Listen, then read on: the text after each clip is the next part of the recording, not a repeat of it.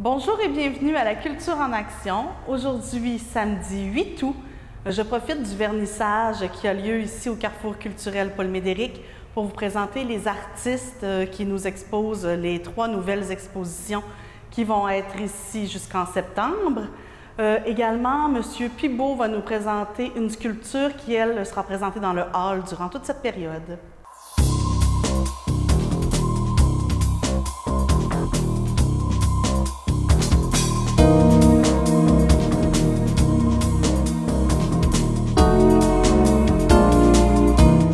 On a lancé un appel demandant aux gens comment ils voyaient ça et finalement, on est arrivé à l'idée d'un carrefour culturel, le carrefour culturel Paul Médéric.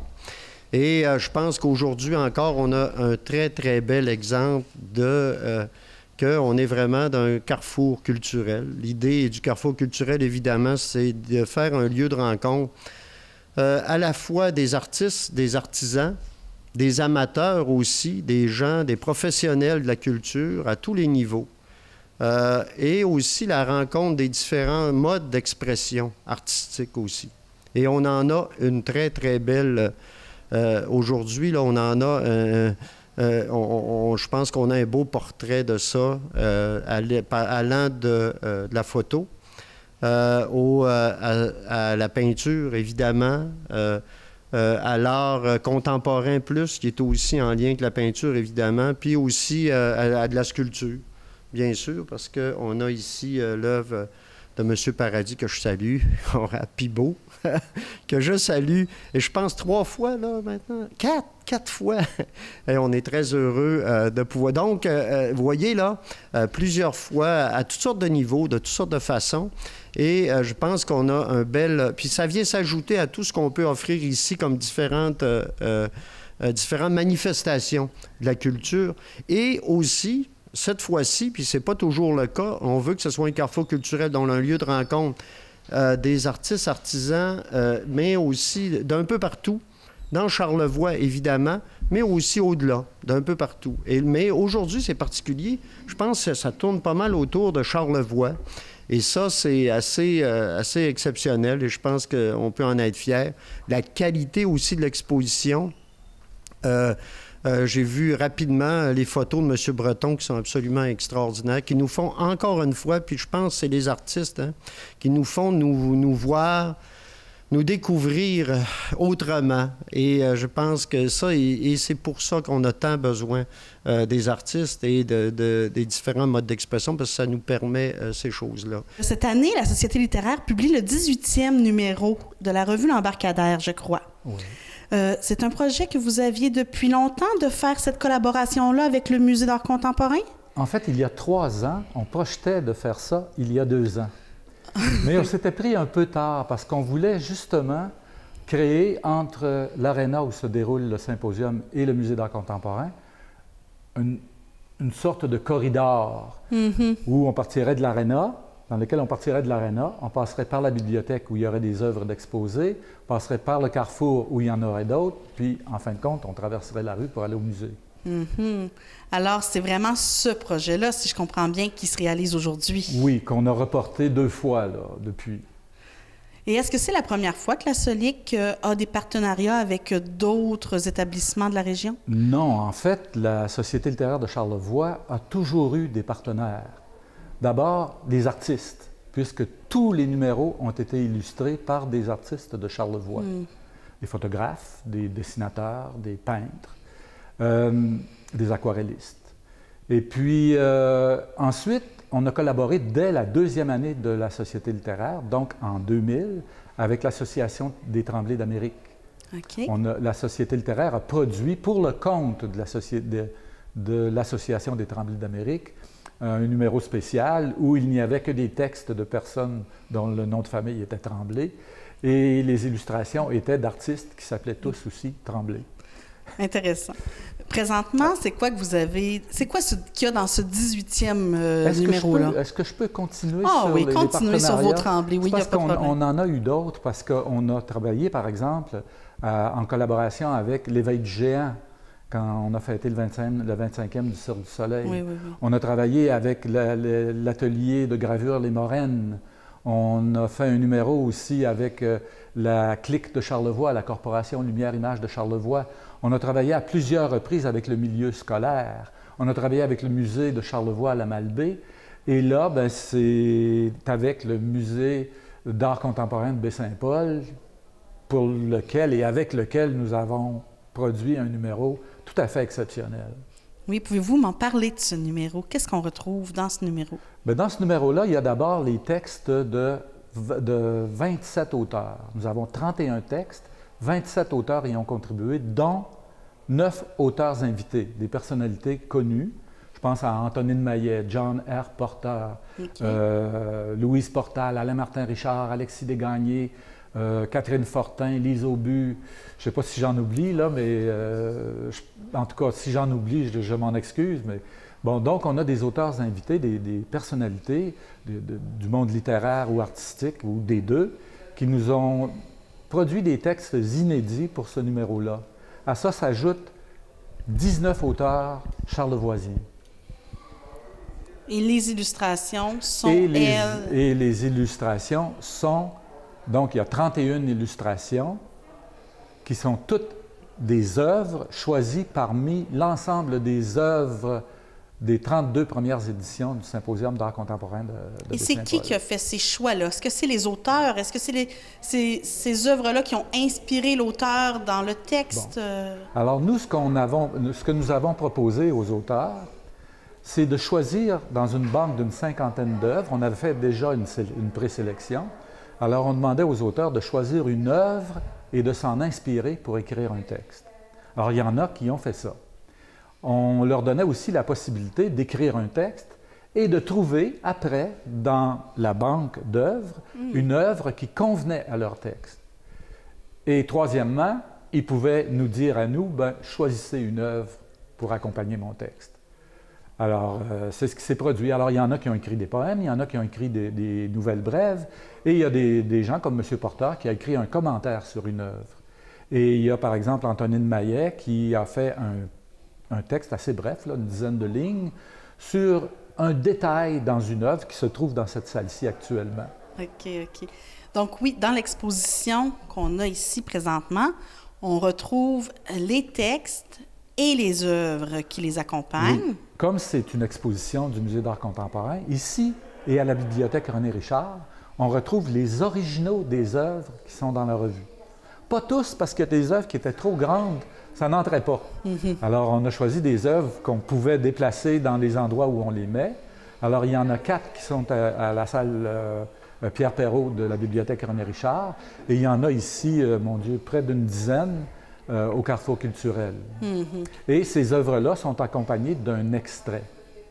Et ce qui fait l'intérêt de ce numéro-là de l'embarcadère, oui, c'est aussi le fait que ce qu'il y a dans la revue déborde de la revue pour se retrouver à la bibliothèque, ici au Carrefour culturel et aux 4 coins de Baie-Saint-Paul dans ce qu'on a appelé le Sentier de l'art. Il s'agit de 32 panneaux grand format où on retrouve des photos des œuvres avec un extrait du texte que l'œuvre accompagne. Ah, wow! Ça finit par être une énorme, finalement, exposition. C'est un moment spécial pour la Société littéraire, puis je pense aussi pour le musée. On est très content de cette revue-là, que nous appelons une revue littéraire, mais que certaines personnes au musée appellent un catalogue. Parlant de la Société littéraire, pouvez-vous me dire qu'est-ce que c'est exactement cette Société littéraire? Qui en fait partie? Comment on fait? OK. La Société littéraire de Charlevoix n'est pas une société à membres cotisants. Son action repose essentiellement sur le bénévolat de son conseil d'administration. Elle a des objectifs, évidemment, qui est de fournir une fenêtre aux auteurs pour publier leurs textes. Parce que c'est comme un artiste, hein, s'il travaille dans son atelier puis il n'y a personne qui voit ce qu'il fait, ben il y a des gens qui perdent une belle occasion de connaître cet artiste-là. Et lui, l'artiste, perd une belle occasion de se faire connaître. Alors, c'est la même chose pour les auteurs. Un autre objectif de la Société littéraire, la SOLIC, c'est de favoriser l'émergence de nouveaux talents. C'est pour ça qu'à tout bout de champ, on va aussi dans les écoles. L'an dernier, on a produit un numéro où on avait des textes des jeunes à partir de la 3e année jusqu'à l'éducation des adultes, 18 ans et moins. Et ça a donné un numéro, un très beau numéro. Des gens qui n'avaient jamais publié, qui n'avaient jamais montré leur texte de illustré leur vie. par des dessins de jeunes aussi. Alors, si quelqu'un est intéressé par la Solique, c'est peut-être à vous qu'il faut faire affaire. Comment est-ce que vous avez un site Internet? Comment on fait pour vous trouver? On a une page Facebook. Puis à chaque page Facebook, Société littéraire de Charlevoix, puis à chaque numéro, évidemment, les gens du conseil d'administration lancent un appel de texte. Alors, c'est lancé sur la page Facebook, c'est lancé par courriel à tous les auteurs qu'on a eus déjà. On a publié jusqu'à présent plus de 350 auteurs de Charlevoix. Wow, c'est gigantesque. Ce qui n'est pas peu dire. Et puis, il y a plein de personnes qui écrivent qu'on n'a pas publié encore. Mais on fait un appel de texte, donc, et les gens nous envoient des textes. On les codifie, de sorte que le comité de sélection ne connaîtra pas le nom des auteurs qu'il lit. C'est un motif de rigueur, si on veut. Oui. Et puis, après la sélection, évidemment, on passe par toutes les étapes de l'édition. C'est qu'il y a la sélection, la mise en page, il y a la correction des preuves, l'impression. Cette année, pour le numéro 18 de l'Embarcadère, on a engagé une graphiste et son associé, Caroline Pedneau d'Éléocoud, pour ne pas la nommer, qui a fait un travail vraiment magnifique. Ah, j'avoue, j'ai eu la chance de feuilleter cette édition et c'est vraiment un petit bijou. Vous avez fait d'ailleurs un lancement sommaire de ce numéro-là le 31 juillet dernier. Oui. Est-ce qu'il y a d'autres activités qui sont prévues en lien avec ce numéro? Oui. En fait, on a fait un lancement sommaire parce que ça se déroulait dans les cérémonies d'ouverture du symposium. Alors, on savait bien qu'on n'allait pas faire de lecture de texte. Ce n'était pas une rencontre littéraire à proprement parler. Quand même, on a eu le temps de passer notre message puis d'offrir la revue aux gens qui étaient là. On a aussi prévu 2 activités. Une, le 16 août, à l'Arena. Celle-là, je dois vous dire qu'on n'est pas absolument certain de la faire parce que c'est le temps des vacances. Et les auteurs qui ont écrit dans ce numéro-là, comme tout le monde, reçoivent leur famille ou vont dans leur famille et c'est un petit peu compliqué. On saura mardi soir à minuit si on tient cette activité-là ou si on la reporte. Okay. On en a une autre de prévue le 12 septembre à la bibliothèque Laure Conant à la Malbaie. Celle-là, il y a déjà des auteurs invités et plusieurs auteurs de Charlevoix qui veulent y participer activement, c'est-à-dire au micro. Okay. Alors, ça, celle-là est certaine. Là. Les ficelles sont attachées, mais les auteurs qui n'ont pas donné leur réponse encore peuvent le faire jusqu'au mois de septembre. Et là, pour savoir, pour la prochaine rencontre du 16 août, on va encore sur le Facebook de la Solique et les dates Facebook de la Société littéraire. Puis, nous, on communique avec tous nos auteurs et on passe par les réseaux, par exemple, d'Annie Vaillancourt à la MRC ou de Joanne Saint-Gelais du Carrefour, pour que ça se répande beaucoup, là, que ça a lieu ou pas lieu, puis où, puis à quelle heure. Bien, merci beaucoup, M. Langevin. C'est vraiment intéressant. On est heureux de vous avoir. Puis, bien sûr, on invite la population à se procurer ce magnifique édition de l'Embarcadère. Oui, absolument. C'est les gens qui ne lisent pas ce numéro-là passent à côté de quelque chose d'important. Bien, merci beaucoup. Tout le plaisir est pour moi. Alors, ça me fait plaisir d'être avec M. Conrad Paradis, de son nom d'artiste Pibaud, pour vous présenter son œuvre L'Édomia, qui va être ici au Carrefour culturel jusqu'au 20 septembre dans le hall d'entrée. Bonjour, M. Pibaud. Bonjour. Vous allez bien? Oui, bien. Oui, bien, ma première question, ça serait justement pourquoi vous avez choisi Pibaud comme nom d'artiste? Ah, Pibaud, c'est une longue histoire, mais pour résumer le tout, c'est qu'à un moment donné, j'ai développé un concept de signature qui était une signature abstraite, composée de lignes, de ronds, de barres. Puis il y a un de mes amis qui m'a dit tout simplement « Pourquoi tu signes Pibaud? » J'ai dit « Pourquoi Pibaud? » Bien là, il dit « Regarde, ça ressemble à un B, ça ressemble à un I, ça ressemble à un O. Ah. » Puis ça m'a donné l'idée comme quoi d'amener ce surnom-là ou cet acronyme-là comme... Donc, c'est arrivé un peu par hasard, finalement. Oui, c'est ça. C'est de la mise en marché. Hein? Mais parlez-moi donc plutôt de l'œuvre qui est derrière vous, L'Édomia. Qu'est-ce que ça représente pour vous? L'Édomia, c'est une œuvre dont la thématique principale concerne la musique. C'est la musicalité qui est à l'intérieur de cette œuvre-là. En fait, les Domia, c'est un petit peu comme un point final à une démarche qui a duré 3 ans, où on a, puis Paul Médéric a eu cette exposition-là, on a développé un concept de 8 murales sur l'œuvre de Sylvain Lelièvre. Tout à fait. Et puis, donc, durant 3 ans, j'ai baigné dans l'univers de Sylvain Lelièvre. Et comme pour faire boucler la boucle, si on veut, ou faire un point final, j'étais submergé de mélodies, de musique, dans cette atmosphère-là, je me suis fait plaisir à moi-même et j'ai conçu les Domia comme si c'était tout simplement une mélodie qui émerge du sol et puis qui est transmis par les éléments représentatifs de la sculpture. OK. En quoi la sculpture et la musique se rejoignent, d'après toi? Bien, moi, je pense que tout art visuel, en fait, la sculpture, pour moi particulièrement, rejoint notre environnement en général. On peut représenter par la sculpture autant l'humanité que les objets, que le paysage. Donc, la sculpture est un prétexte, une forme de langage pour traduire ce qu'on ressent, ce que le sculpteur ressent par rapport à son environnement. Donc, dans ce sens, la musique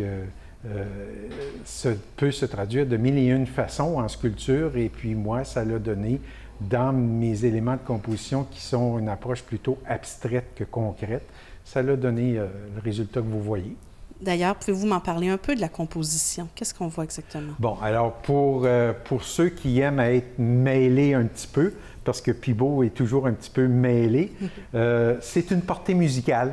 C'est une portée musicale qui est verticale au lieu d'être horizontale. Donc, tout de suite, on remarque les lignes de la portée musicale avec les poses de boîtes à l'intérieur desquelles on retrouve des notes de musique.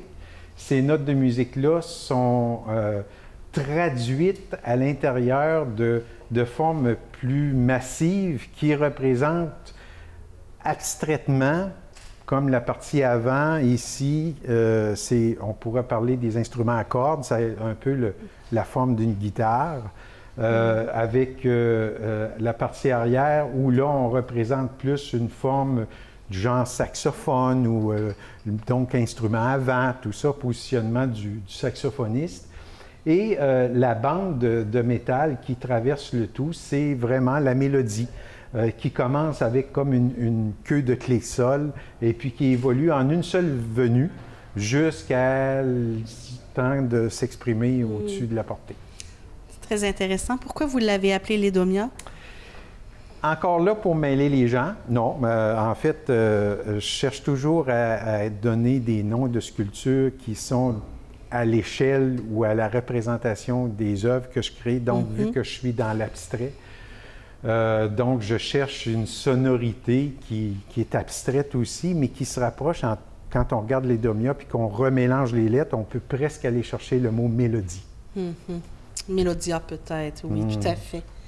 Est-ce que vous avez d'autres projets présentement en vue? Est-ce qu'il y a d'autres choses qui s'en viennent? Oui, en fait, à partir de ce point final-là ou de cette boucle bouclée-là.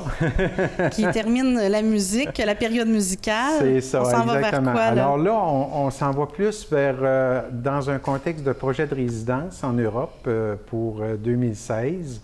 Je dis on a parce qu'on est deux complices dans cette démarche-là, puis cette complicité-là nous amène à essayer de développer davantage le concept de pataphysique. Donc, pour ceux et celles qui ne savent pas où est-ce qu'on s'en va, la pataphysique, c'est une démarche qui est plus abstraite, imaginaire, mais avec une démarche logique de métaphysique, c'est-à-dire qui englobe l'ensemble des sciences. Donc, le projet qu'on a actuellement, c'est de développer, juste pour vous donner un petit clin d'œil sur le projet, de développer une machine qui va nous permettre de transformer l'oisiveté en couleur. Alors, toute la conception de l'œuvre et son manuel d'instruction va se développer au cours des prochains mois jusqu'en 2016, où est-ce que là, en Europe, on va essayer de mettre ça de façon plus concrète. J'espère quand même qu'on va avoir la chance de voir ça ici aussi. Bien, on va pouvoir avoir un petit peu une occasion parce que le musée de Charlevoix nous a donné une opportunité avec la fin de semaine la fin début septembre, où est-ce que moi je vais sur place créer un des éléments de cette fameuse machine-là qui va s'appeler une machine à calme. Parce que avant de tomber dans l'oisiveté, il faut se calmer. Donc, on va travailler sur la conception d'une machine à calme lors de cette fin de semaine-là. Donc, on va pouvoir nous voir dans Charlevoix ici, au musée à la Malbaie. C'est fort intéressant, M. Pibeault. Si les gens sont intéressés à voir votre travail, à part l'œuvre qu'on retrouve ici au Carrefour culturel jusqu'au 20 septembre, où on peut voir... On peut me contacter à mon atelier à la Malbaie, sur la rue Astrebelle. Puis j'ai déjà un jardin de sculptures et d'œuvres qui sont sur place. Et puis, naturellement, mes expositions sont assez itinérantes, donc je n'ai pas de point de vente fixe. Mais en me contactant avec pibeault-création.com et puis en m'envoyant un message Internet ou en m'appelant tout simplement, il n'y aura pas de problème. Je suis très disponible. C'est parfait. Merci beaucoup, M. Pibeault. Ça fait un plaisir. Moi aussi, ça fait encore un plaisir. J'ai commencé dans les années 80 à m'intéresser à la photographie avec des cours exploratoires. Puis j'y ai pris goût. J'ai tombé dans cette passion. À un moment donné, j'ai eu un laboratoire. Je faisais à l'époque du noir et blanc. Et à un moment donné, j'ai fait le lien entre la photographie puis ma pratique du plein air. C'est-à-dire le fait que j'aime beaucoup, depuis l'âge de 12 ans, j'aime beaucoup la nature. Je me retrouve souvent dans le bois, dans la forêt, au bord de la mer ou des choses comme ça. Alors là, ça a comme jumelé les deux. Puis ça me donnait en même temps une occasion de montrer ce que je trouvais beau. Au lieu de montrer ça du doigt, bien, je montre ça de la caméra. Oui, oui, oui. À ce que je vois ici, c'est des paysages vraiment de l'arrière-pays de Charlevoix. Mais est-ce que vous avez aussi parlé là, présentement des paysages encore? Ça semble vraiment être ce qui vous passionne le plus ou ce qui vous intéresse le plus en photographie. Pourquoi? Je pense que j'ai réfléchi à ça dernièrement, puis je me disais, dans le fond, je pense qu'à l'âge de 5 ans, j'ai découvert l'odeur du foin. À 12 ans, j'ai découvert la forêt avec les scouts. J'ai adoré la montagne, hiver comme été. Des fois, je trouvais ça passablement dur en hiver, mais j'ai gardé goût tout le temps. Des fois, je ne sais pas pourquoi, parce que normalement, j'aurais dû tout lâcher quand je me suis retrouvé dans le bois, dans la neige jusqu'au cou, des choses comme ça. Mais finalement, je me rends compte que ça me rejoint à cause de beaucoup de choses. La lumière, la texture, le vent, la neige, les petites choses, l'eau qui coule, toutes ces choses-là. Alors, la photo, ça me permet d'un peu de... C'est une manière de se coller à la réalité, dans le fond, la réalité physique. Oui. Je n'aime pas que les paysages, il y a bien sûr bien autre chose. Dans une exposition, il faut restreindre un peu, là. Mais Charlevoix est particulièrement un sujet particulièrement inspirant pour ça. Ah oui? Pour quelqu'un qui aime la nature, parce c'est absolument formidable ici. La montagne, l'eau, l'aspect dur un peu de la montagne, l'aspect des fois très doux. Vous avez des ruisseaux qui coulent tranquilles, vous avez des torrents, vous avez des chutes incroyables, vous avez du roc, des endroits qui sont tout à fait inaccessibles. J'ai choisi, dans le fond, il y a des choses très... il y a des couchers de soleil sur le bord d'un lac, ça respire la paix, j'ai appelé ça la paix. Puis si vous regardez la photo que j'ai apportée qui a servi pour l'invitation aux personnes, c'est un sentier qui est beau, mais il faut constamment regarder à terre, autrement on s'en fâche. C'est dur, ça ne marche pas bien là-dedans, mais c'est beau. Et je trouve que ça représente Charlevoix. Charlevoix, c'est beau, c'est toujours stimulant. Oui, bien j'ai vu dans certaines de vos photos aussi qu'il y en a plusieurs que vous avez dû attendre le moment propice. Il faut certainement être un grand contemplatif pour arriver à aller chercher des moments aussi spéciaux. Bien, quand on commence à développer un petit peu la photo, on s'aperçoit que les photos, la lumière est belle au lever du soleil, au coucher du soleil, par exemple. Alors, il y a des photos, effectivement, qui m'ont demandé de faire la montagne, d'apporter ma tente, d'apporter mon eau, d'apporter mes choses, puis d'attendre que à 6 heures du matin que le soleil se lève ou que le soleil se couche. Puis, mais c'est toujours un émerveillement. C'est toujours la joie. Alors, toujours la joie de se retrouver devant un coucher de soleil. Quand vous êtes sur une montagne avec le silence ou le bruit du vent qui nous fait un petit peu échapper je sais pas moi, au bruit qu'on a partout. À Baie-Saint-Paul comme ailleurs, il y a du bruit. La ville, c'est du bruit. Bien là, on se retrouve dans un autre milieu qui est énormément stimulant. On se retrouve, je sais pas, je dirais peut-être en paix avec soi-même, d'une manière, mais en tout cas, dans la beauté. C'est-tu plus le randonneur qui pousse le photographe à prendre des photos ou le photographe qui pousse le randonneur à partir en randonnée? Je suis plus capable de démêler ça parce que je suis plus capable. La plupart du temps, maintenant, quand je pars en randonnée, j'apporte ma caméra. Puis quand je ne l'apporte pas, je me dis, merde, Bon, il y a quelque chose d'absurde dans la photo, hein? Parce qu'on essaye de prendre quelque chose qui a un coucher de soleil, mettons, là, ça se passe, puis au bout de quelques minutes, c'est fini. Alors, dans le fond, on passe longtemps à courir après notre lumière, après ci, puis après ça, puis c'est à recommencer, puis c'est jamais fini. Puis il y a toujours mieux à faire, il y a toujours autre chose, etc. Mais en même temps, je pense que ça ressemble à l'être humain. On court après quelque chose qui est éphémère, notre vie est éphémère, mais c'est notre seule façon de nous raccrocher à quelque chose. On ne peut pas se raccrocher à l'absolu, on n'en a pas. Ça fait qu'on se raccroche à l'eau, à l'air, à la terre. Les 4 éléments fondamentaux chez les anciens Grecs, c'est l'eau, l'air, la terre, le feu. Bien, quand on fait de la photo, on trouve ça aussi. Le feu en moins peut-être, mais c'est le feu sacré, par exemple. Oui, c'est ça, qui est la lumière, bien sûr. C'est trop stimulant pour ça. C'est des photos de Charlevoix. Quelle partie de Charlevoix vous avez décidé de nous montrer les montagnes qui sont... Dans le fond, j'ai profité du fameux météorite qui est tombé. Alors, la plupart des photos qui sont ici se situent à peu près dans le pourtour du cratère de Charlevoix. OK. Alors, quand on part de Baie-Saint-Paul, mettons qu'on se rend, je sais pas, on fait 25 km vers le nord. On est au début du parc des Grands Jardins. On est dans la ZEC des Martres. On est là où la nature a profité du météorite, beaucoup, à cause de la ceinture du cratère. Mais là aussi, il y a eu les bouleversements glaciaires. Alors, on a eu les deux. Alors, ce qui fait qu'il y a beaucoup de relief, il y a beaucoup des choses très rudes, des choses très douces. Il y a de la faune, quand on est chanceux, on peut voir une tête noire qui se promène en haut des montagnes. C'est un ours qui nous a entendus, qui disparaît. On a du crottin d'orignal ou de caribou. On a des pistes, bon, je ne suis pas un grand connaisseur, mais des pistes de lynx, des pistes de toutes sortes d'animaux, des porcs-épics. On est très proche de la nature. Oui, mais pourtant, c'est pas ça que vous nous montrez aujourd'hui. Bien, je vous montre les montagnes. Oui. Donc, vous avez choisi un thème, finalement. Aspect. J'ai essayé de montrer des choses que je trouvais belles. Oui. Alors, en espérant que peut-être ça va inspirer, mais aussi, j'ai des photos là-dedans que je sais pas pertinemment qu'il y a beaucoup de gens qui n'iront jamais. Parce qu'il faut être en forme, parce qu'il faut traîner un sac à dos, parce que il faut affronter des fois les éléments, tout ça. Alors, je trouve que c'est un autre visage que celui qu'on voit là, de notre auto. Vous avez raison, oui. Qu'est-ce que vous recherchez, vous, quand vous faites de la photo ou qu'est-ce que vous éprouvez? Qu'est-ce que ça vous amène, la photographie? Contact avec la nature, contact avec les choses. Puis, par détour avec moi-même, d'une manière. C'est une forme de paix, une forme c'est ça, de paix, quelque chose qui est paisible, quelque chose où les jours s'écoulent tranquillement. Puis quelque chose où vous n'avez pas... c'est pas une bataille, la nature.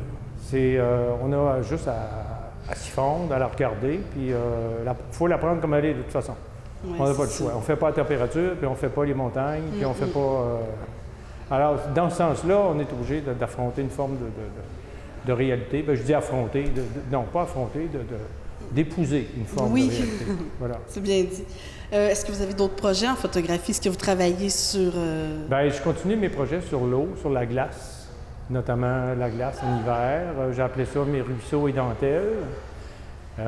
Et je pense que je vais revenir aussi bientôt au portrait. Parce que l'être humain aussi, c'est un sujet inépuisable. Il y a du beau monde, il y a des belles physionomies, il y a des gens qui ont un regard intense, mais qui ne sont pas nécessairement des canons de beauté. C'est toujours intéressant, puis c'est toujours une rencontre humaine. Faire un portrait, il faut toujours essayer de comprendre l'autre, de saisir ce qu'il est pour qu'on le retrouve. Oui, alors, qu'on le reconnaisse. Dans ce sens-là, c'est quelque chose qui est stimulant, qui est intéressant aussi. Puis toutes sortes d'expérimentations aussi, là, des choses plus... J'espère qu'on va avoir la chance de voir ça ici. J'aimerais bien. J'ai déjà un projet pour la prochaine fois avec des personnages habités de la nature, ce que les gens, et je laisse au soin à ceux qui nous entendent de chercher le mot, la pareidolie. C'est défini comme une maladie mentale dans Wikipédia, mais c'est aussi un jeu d'imagination. OK. Pareidolie. On va essayer de chercher ça. Donc, ça m'a fait plaisir, M. Breton. Si quelqu'un veut voir un peu plus de vos photos, s'il y a le coup de foudre ici, où on peut retrouver votre travail? C'est mon site web, Charlevoix Photo au singulier, charlevoixphoto.ca. On va retrouver quelques centaines de photos qui sont là-dessus et qui sont renouvelées souvent. Bien, merci beaucoup. Ça m'a fait plaisir. La Fondation a croisé le chemin de M. Bluteau par hasard. Okay. En 1992, il y a M. Yvon Desgagnés, propriétaire d'une galerie d'art ici, qui est décédé maintenant, et qui a remis à la Fondation une immense collection, dont environ 200 tableaux de M. Bluteau. Et cette collection-là est restée dans les voûtes de l'hôpital pendant 20 ans. Et, il y a quelques années, la Fondation a décidé d'inventorier, de sortir cette collection-là, de la mettre en plein jour. Mm-hmm. Et donc, on a pris, je dirais, à charge l'intérêt de M. Bluteau, mais en fait, notre intérêt à faire connaître M. Bluteau. Alors, la Fondation a ouvert un petit espace, Alban Bluteau, et a engagé quelqu'un pour faire connaître la collection. Alban Bluteau, c'était un peintre naïf de Petite-Rivière-Saint-François. Beaucoup de gens ont connu Alban dans Charlevoix. Beaucoup de gens ont de ses peintures, mais je pense qu'il y a peu de gens qui connaissent vraiment l'histoire derrière le personnage. C'était un nain, et d'abord, c'était déjà une rareté dans le monde de la peinture, et c'est un personnage haut en couleur, il faut le dire.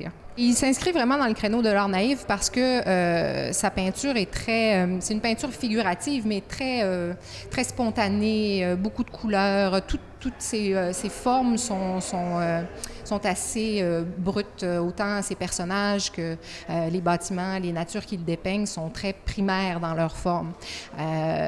Par contre, il y a une très, très belle sensibilité qui s'en dégage et c'est ce qu'on aime dans l'œuvre d'Alban Bluteau. Oui, bien, il y a également un film qui accompagne cette exposition-là que j'ai écouté et qui parle que M. Bluteau a eu comme maître M. René Richard. Pourriez-vous me parler de la relation entre les deux? Oui, bien en fait, Alban Bluteau était fasciné par René Richard et son travail, et c'est lui vraiment, véritablement, qui l'a initié à la peinture. En fait, Alban Bluteau est allé le voir à quelques reprises, lui a téléphoné, est allé chez lui. Il voulait que M. Richard lui enseigne la peinture. Et ça a pris un certain temps avant que René Richard s'ouvre à cette perspective-là. Mais ça s'est fait. À un moment donné, il a ouvert sa porte, son atelier, puis Alban s'installait dans un coin de son atelier où le suivait dans ses pérégrinations au fond des bois, parce que M. Richard était un loup des grands espaces. Et donc, il l'a suivi beaucoup. Ils sont restés amis, en fait, jusqu'à la mort de René Richard. Ils ont vraiment eu une belle complicité. Et ça transparaît dans le style d'Alban Bluteau parce qu'il y a définitivement une influence là, de M. Richard dans son style. Dans les années 70, il a eu une période où, franchement, il était plus reconnu. On le comparait beaucoup à cette époque-là à Marc-Aurèle Fortin. On l'appelait le Marc-Aurèle Fortin des années 70. Il a été reçu à la télévision, sur des plateaux de télévision importants de l'époque. Il a eu plusieurs expositions qui ont été reconnues à ce moment-là aux États-Unis, en Europe, ici au Québec. Mais disons qu'avant et après, ça a été difficile. Il a beaucoup vécu dans la précarité, il a été très pauvre, il a connu beaucoup de solitude. Ça a été en dents de scie pour M. Bluteau. Tous les toiles de M. Bluteau ont été photographiés, inventoriés, mesurés, etc. Et Martine, ici, en a fait des catalogues, 2 grands catalogues, et avec une liste de prix, bien évidemment.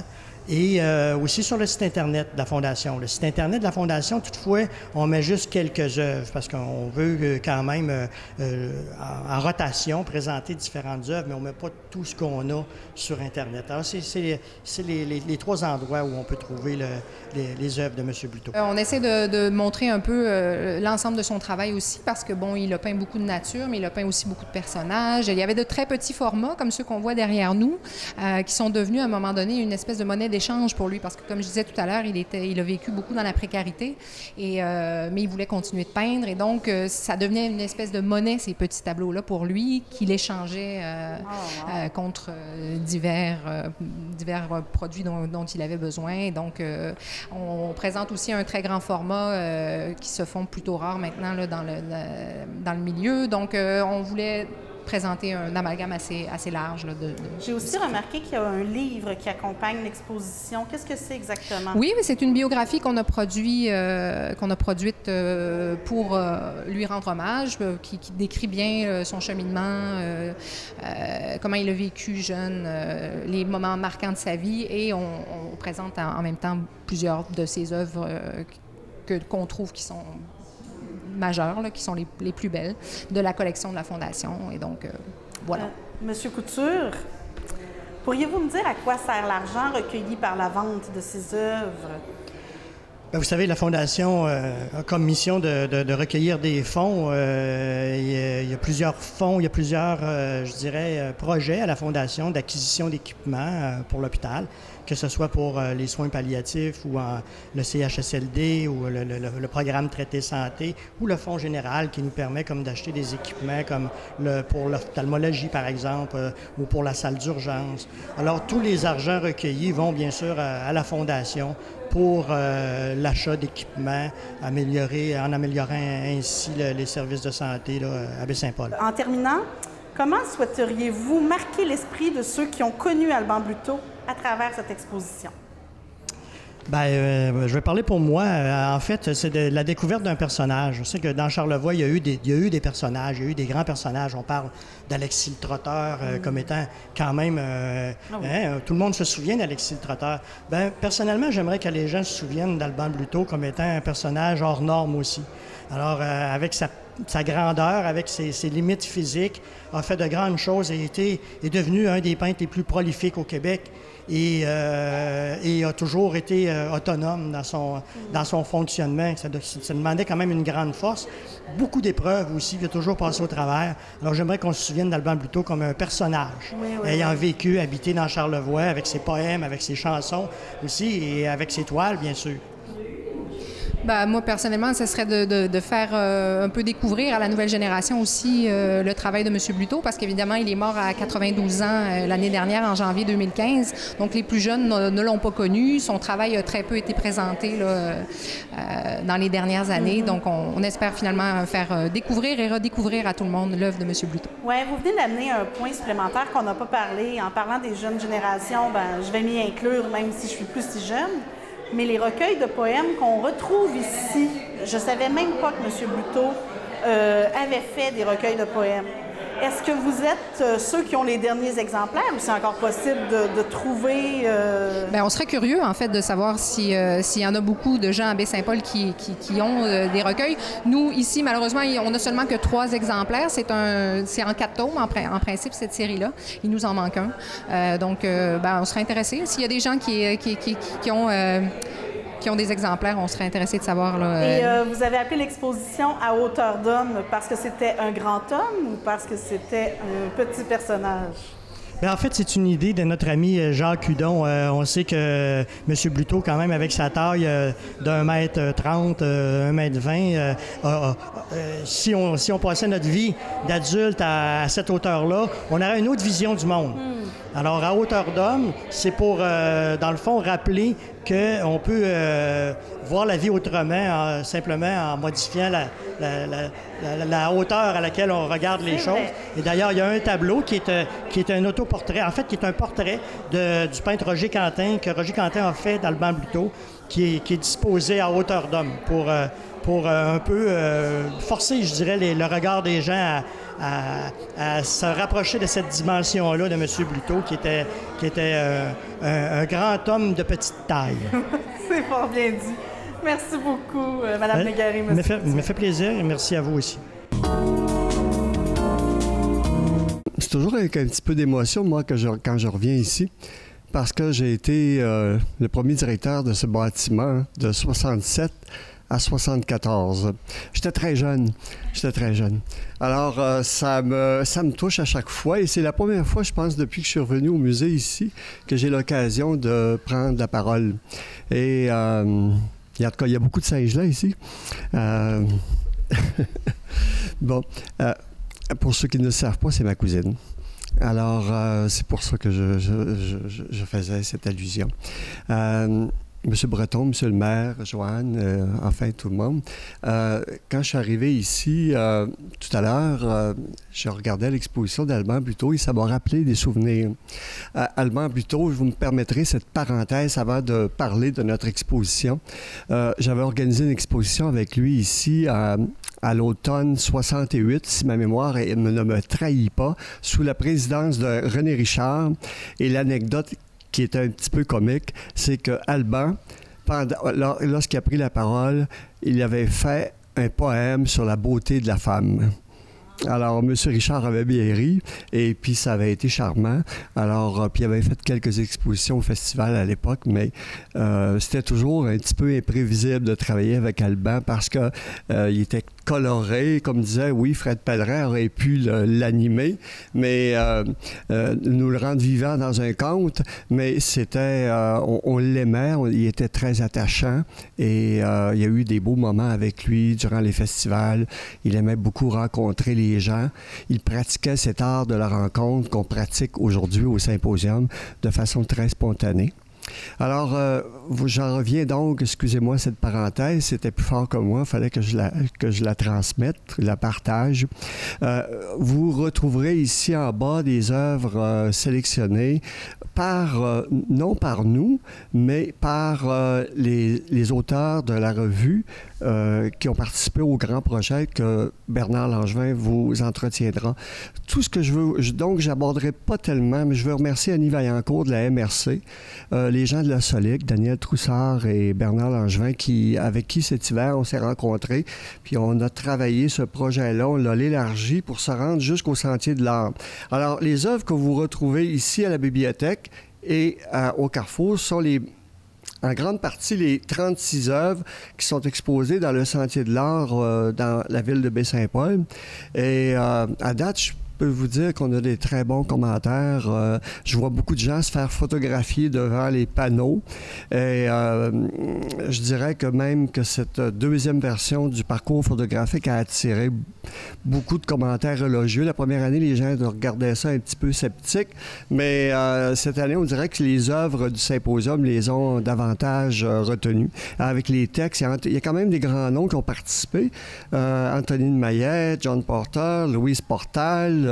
Alors, je vous incite à faire le tour aussi du Sentier de l'Art et d'aller à la bibliothèque. Les œuvres qui sont présentées ici, ce sont les premières œuvres des premières années du symposium, mais comme je le mentionnais à M. Fortin, ils ont sorti deux fois du musée. La première fois, c'est avec Françoise Labbé, il y a eu une exposition organisée dans une grande galerie très connue à Washington, là, je ne me souviens pas le nom. Cette exposition-là avait été présentée dans la capitale américaine pendant un an. Et ça avait été un succès. J'ai lu les documentations de presse là-dessus. Ce qui est extraordinaire, je racontais à M. Fortin, des fois, je reçois des grands noms, des directeurs de grandes institutions muséales au Canada.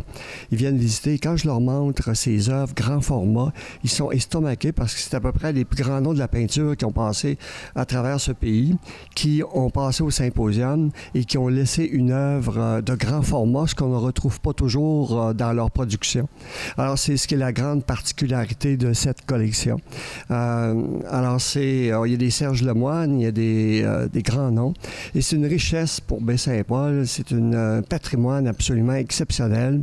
Et l'histoire dira que Baie-Saint-Paul, avec son symposium et sa vocation culturelle, possède une des plus grandes collections au Canada. Et on peut l'affirmer sans l'ombre d'un doute. Alors, voilà ce que je voulais vous partager aujourd'hui.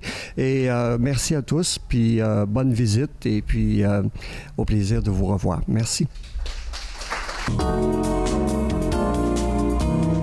Alors, c'est des œuvres qui proviennent de la collection du Musée d'art contemporain de Baie-Saint-Paul et c'est vraiment une collection unique parce que ces œuvres-là ont été réalisées pendant les différents symposiums qu'on a eus. Alors, symposiums qui ont commencé en 1982. Cette année, on en est à la 33e édition.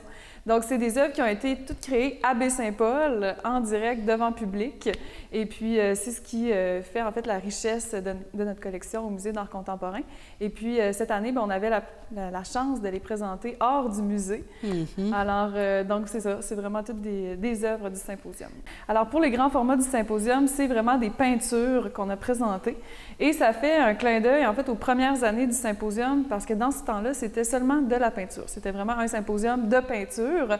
Et la particularité de ce symposium-là, c'est qu'on demandait aux artistes de faire des très, très grands formats.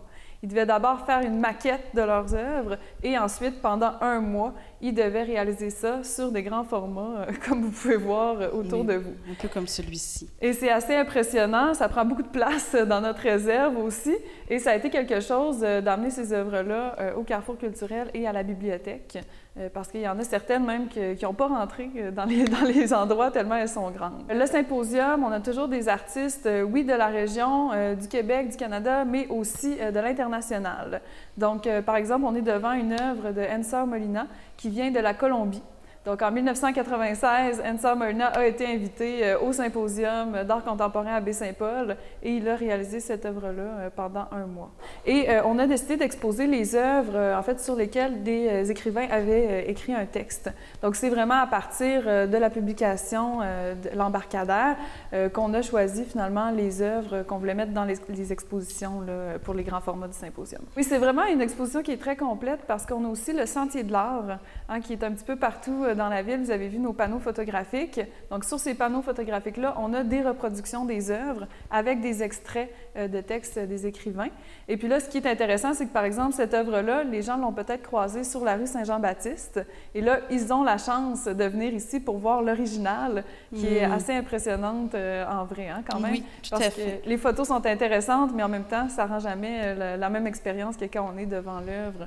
Et surtout quand c'est des très grands formats comme ici. Et pourquoi le musée a décidé de s'associer avec la Société littéraire de Charlevoix? Est-ce que c'était quelque chose qu'elle souhaitait depuis longtemps? Est-ce qu'elle... C'était un projet, je pense que les deux caressaient là, depuis quelques années. Et puis là, ça a été l'occasion de mettre ça ensemble. Puis on est vraiment très fiers de la revue L'Embarcadère qui a été publiée. C'est vraiment de très grande qualité. Et nous, c'est vraiment plaisant parce qu'on va avoir quand même un souvenir finalement concret là, des œuvres qui ont été réalisées pendant les symposiums des 33 dernières années. Il y en a, par exemple, qu'en 1996, ils ont probablement vu Ensor Molina en train de peindre cette œuvre-là. Probablement qu'ils ont échangé avec l'artiste. Et là, c'est vraiment une chance de revoir cette œuvre-là en vrai parce que nos œuvres, il y en a beaucoup qui doivent rester dans la réserve. On a une collection de plus de 3000 œuvres, donc elles ne sont pas toujours sorties dans le musée. Alors là, c'est vraiment intéressant de les avoir ici là, pour pouvoir finalement redécouvrir une œuvre qu'ils ont déjà vue probablement auparavant. Mais il ne faut pas oublier qu'au musée, je crois que vous avez une exposition qui, justement, fait un peu la rétrospective aussi du symposium. Oui, exactement. On a une exposition permanente sur les œuvres du symposium. Mais encore une fois, il y en a qui sont tellement grandes qu'ils ne rentrent pas toutes dans la salle du musée comme elle est au sous-sol. Donc, il y en a certaines, par exemple, à la bibliothèque, que je pense que c'est la première fois qu'elles ont été sorties depuis leur réalisation. C'est le fun aussi que ce soit présenté au mois d'août parce qu'en même temps, c'est le symposium qui se déroule en ce moment à l'Arena. Et puis, c'est intéressant de voir aussi la différence parce qu'au départ, c'est un symposium de peinture, comme on peut voir, et maintenant, le symposium s'est adapté à l'art actuel, à l'art contemporain. Alors, on a toutes sortes de choses. La peinture n'est pas mise en avant. On a des installations, des artistes qui travaillent la performance, la vidéo. Alors, ça fait quand même... je trouve ça intéressant de venir voir finalement le symposium à l'Arena, de voir vraiment les artistes actuels et de venir voir ici, faire un clin d'œil au passé où c'était vraiment la peinture qu'on mettait de l'avant au symposium de Baie-Saint-Paul. Vous avez bien raison. Ça vaut la peine d'inviter les gens, oui, à venir voir ici, à la bibliothèque, sur le Sentier de l'Art, au musée, les œuvres du symposium, mais ça vaut aussi la peine de se déplacer à l'Arena pour aller voir les artistes qui sont présentement à l'œuvre. Exactement. Mais merci beaucoup, Mme Aubé. Ça fait plaisir. Alors, ça m'a fait plaisir aujourd'hui de vous accueillir à la Culture en Action. On était au Carrefour culturel Paul Médéric pour parler des expositions présentes. Alors, l'exposition « Les grands formats du symposium » présentée par le Musée d'art contemporain de Baie-Saint-Paul en collaboration avec la Société littéraire de Charlevoix, est disponible jusqu'au 13 septembre. Les autres expositions, soit l'arrière-pays de Charlevoix de Jacques Breton, Alban Bluteau à hauteur d'homme de la Fondation Hôpital de Baie-Saint-Paul, ainsi que la sculpture Les Domias de Pibault, seront eux ici jusqu'au 20 septembre. N'oubliez pas que j'ai toujours mes 2 expositions permanentes, soit ici, Espace Baie-Saint-Paul, où sur écran tactile, on peut apprendre l'histoire, le patrimoine de Baie-Saint-Paul, mais aussi des environs, ainsi que l'exposition Studio Trad, où on peut apprendre les techniques textiles traditionnelles de la région. Merci beaucoup. Au revoir.